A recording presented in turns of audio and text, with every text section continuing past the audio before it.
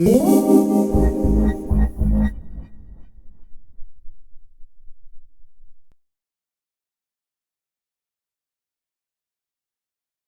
only advice on that is the way I did, and that is to fall in love with the song, fall in love with the art of the song, and and study all the nuances, study how the great songwriters put their songs together. Why did they do that? Why did they do this? And why is that melody going on in the background? And if it emotionally moves you, find out why. It's all I can say. You know, you've got to study the great songwriters. What makes a hit song is not something you can put your finger on. It's about, you know, it's heart, you know, and people, there are formulas for some people who have heart, and they do it again and again, but it's their heart that's coming through more than their formula. Remember that if you are you feel like a person that's understanding everything everybody else does. You have pain in your life, you have happiness, you have fear, you have all these normal feelings that maybe you do feel alone, you need to express yourself, but know that everyone is different, but most people are the same. When you're communicating with people, communicate about things in your life that you know are going to touch someone else who you know is feeling it, you know, and it's real important to do that. And the songs that I like growing up, what I was getting at, are the songs that I could understand and identify with, and the person was singing about something that me as a human being felt or knew what he was talking about. For me, it's about having themes that resonate. It's about having a lyric idea that is provocative or interesting or emotional or says something differently or is colorful or in some way. I mean, there is nothing new under the sun in terms of the ideas that we traffic among ourselves, but it's the way we say it that can be different. So for me, it's about the song. I think for one, you got to have, especially if you're a vocalist, to have good songs. I mean, at least decent songs. I wouldn't say great songs, but decent songs. I mean, great songs come with time.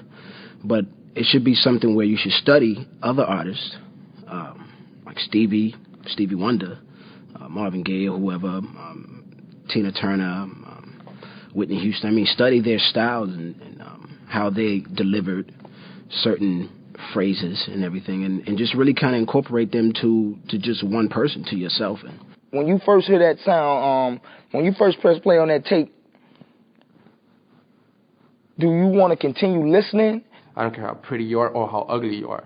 You know, at the end, if you have a good song is what it really comes down to. But don't get me wrong. I mean, I'd rather be pretty and have a hit song than be ugly and have a hit song. I mean, I gotta be honest. I gotta be honest.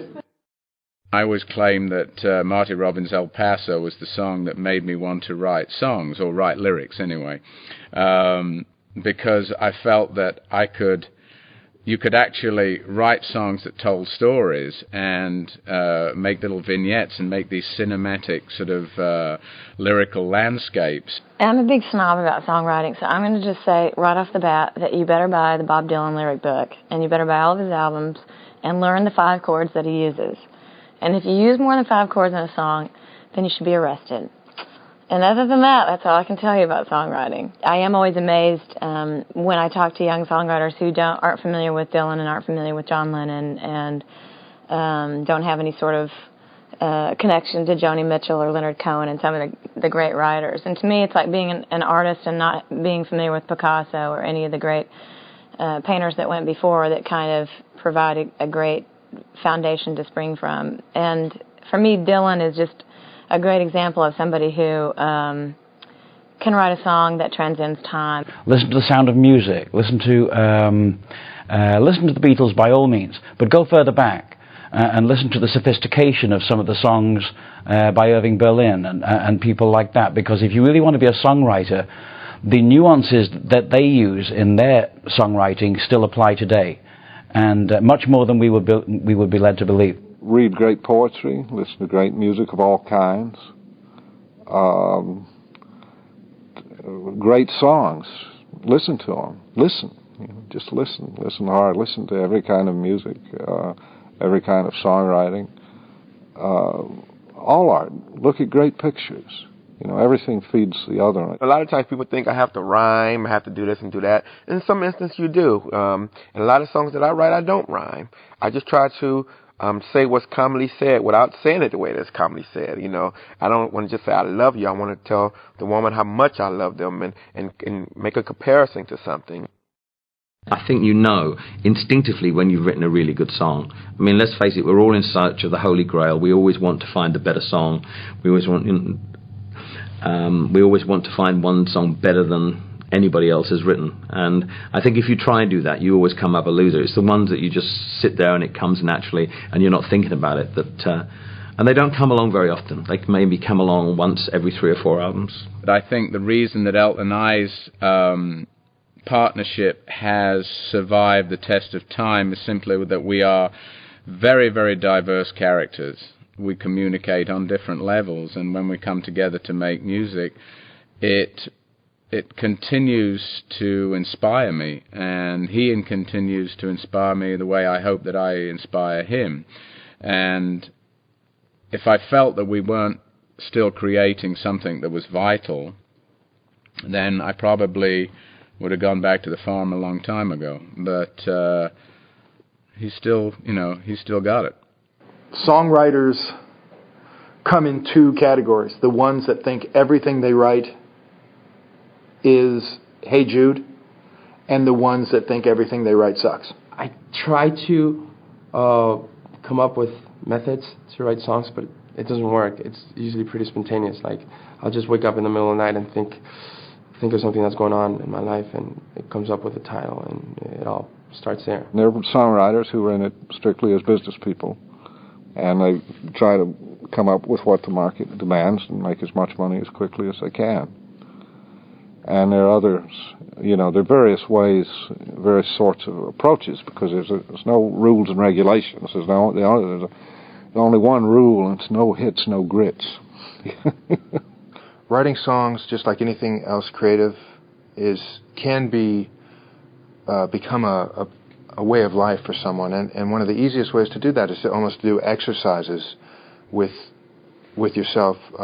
Think about, I'm going to stare at this object until some idea about a song comes from it. Maybe it's the color of the object, maybe it's the smell of the object, and it reminds you of something else. And really, as a songwriter, you look to connect all these creative random thoughts into one sentence, one phrase, one turn, and then connect that to another. So really looking for that first turn or phrase is the key to getting started. And you make that an exercise. Look for that everywhere. There's tons to be found.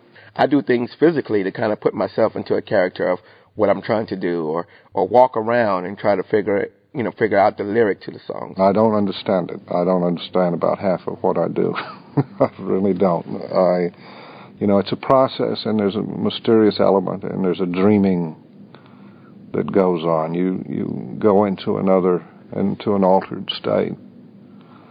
And I know it when I get there, and it's wonderful. It's a blissful sort of thing, and you're writing, and these thoughts are coming to you, and it's almost trance-like. I just wrote one for Joe Levert that'll be his first single off of his next record called Back for My Heart. And it's actually a record where the character in the song, the guy leaves his woman, and he's unpacking. He's at another place. He's unpacking, and he realizes he packed everything up but his heart. And he goes back to her front door and says, I'm not here to bother you. If you give me back my heart, I'll leave. Just give me back my heart. My heart is still here. I left it here.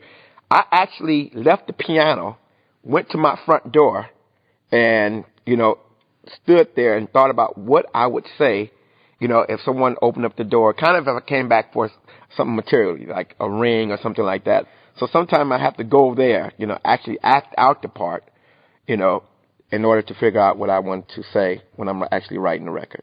I can come with one of my hottest verses in the bathroom, you know what I'm saying, taking a crap, or it might come anywhere. It could be in a movie with a girl, or, you know what I'm saying, in the morning. A lot of them used to come when I wake up in the morning, like first thing in the morning for some reason. I had a lot of burst of energy, it comes at all times. I always think that the best songs that are written are the ones that everyone can relate to. Just kind of remember that something that you're going through there's probably someone else going through the same thing that you're going through. And when they hear you speak for them or speak to them about something that they're going through, you know, in lyric or in song, it kind of grabs the listener attention. I try not to ever get myself in a position where I'm chasing and having to write a hit. Because as soon as you do that, you're doomed.